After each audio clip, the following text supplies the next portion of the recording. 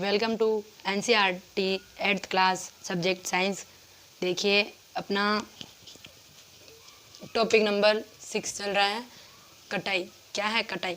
सब जानते हैं कि फसल जब पक जाती है तो उसकी कटाई करते हैं। तो आज का अपना टॉपिक है कटाई।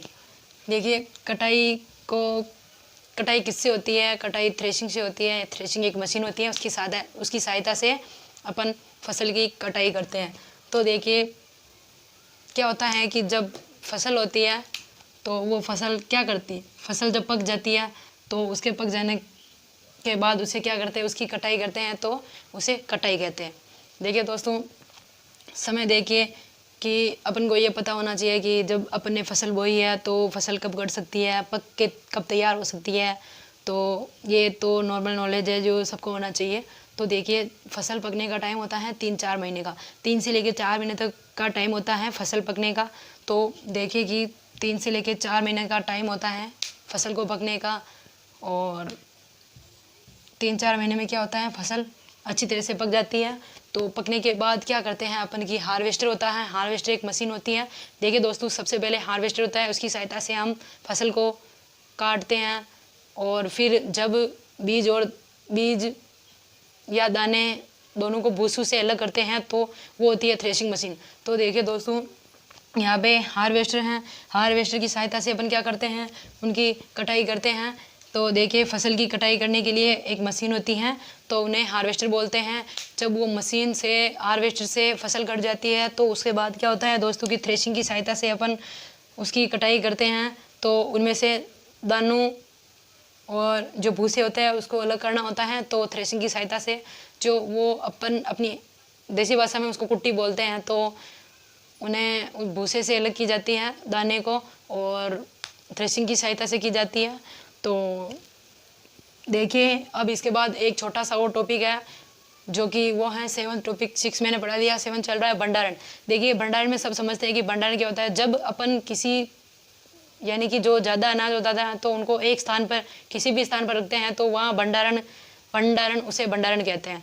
तो देखिए कि भंडारण जब किसी फसल को कंप्लीट करके बोरियों में डाल के उनको एक स्थान पर रखा जाता है किसी भी स्थान पे, तो उनको क्या बोलते हैं, भंडारण बोलते हैं। तो भंडारण में ऐसा कुछ भी नहीं है, बस ऐसे मैंने आपको समझा दिया है कि यदि फसल के दानों को अधिक समय तक अपन क्या करें, एक साथ रखेंगे या उन्हें सुरक्षित रखेंगे या उन्हें नीम, नमी, कीट पतंगों या चूहों आदि जो सूक्ष्म जीव होते हैं उनसे बचाने के लिए क्या करते हैं, उनसे बचाने के लिए उनको बोरियों में डाल के उनकी मतलब कि एक स्थान पर उनको स्थिरता से रख देते हैं। और फिर फसल के दाने को जब अपन फसल काटते हैं तो फसल अगर गीली होती है, सूखी नहीं होती हैं, तो वो दाने होते हैं जिनको हम बोरी में डाल देते हैं। तो वो बिना सूखी हुई फसल अगर अपन बोरी में डाल देंगे तो वो फसल खराब हो जाएगी, नष्ट हो जाएगी। तो इस प्रकार भंडारण से पहले जो दाने जिनमें नमी में कमी आई हो या सूखे कम हो, तो वो दाने होते हैं उनको धूप में सुखाना आवश्यक है, जिससे उनकी नमी में कमी होती है जो वो दूर हो जाती है। तो इस तरीके से जो कीट पीड़कू जीवाणु एवं कारक से उनको सुरक्षा मिल जाती है। और धातु के बड़े पात्र में जो ये किसान अपनी फसल उत्पाद का भंडार धातु के बड़े पात्र में करते हैं। और इसी प्रकार देखिए कि ये जो बीज का बड़े पैमाने पर भंडारण साइलो एक भंडारण है जो कि साइलो और भंडारण गृह में किया जाता है। जो भंडारण गृह होते हैं, जब फसल अच्छी तरीके से तैयार हो जाती है दोस्तों, तो उस फसल को कहाँ ले जाया जाता है, भंडारण में। तो जब फसल तैयार हो ही जाती है तो उनको भंडारण में ले जाया जाता है। छोटा सा टॉपिक था जो मैंने आपको समझा दिया। इसके बाद अपना जो यह कौन सा है, ये है चैप्टर नंबर 1 जो बिल्कुल सही तरीके से कंप्लीट हो जाएगा। इनमें 7 लेक्चर थे तो मैंने आपको 7 लेक्चर समझा दिए।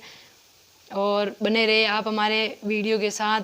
इसी प्रकार रोज़ हम आपको पढ़ाएंगे NCERT साइंस 8th क्लास।